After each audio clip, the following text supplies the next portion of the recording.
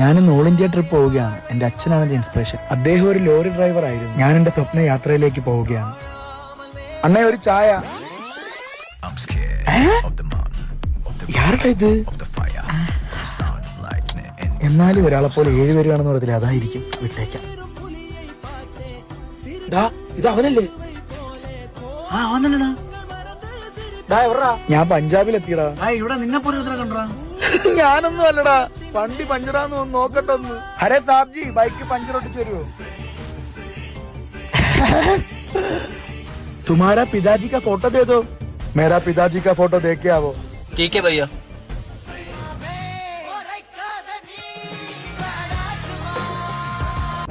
അച്ഛൻ എങ്ങനെ ട്രിപ്പെല്ലാം എൻജോയ് ചെയ്തിരുന്നത്? ഒഴിവ് സമയങ്ങളിൽ വെടിയപ്പം വേട്ടയാടലായിരുന്നു എന്റെ വിനോദം.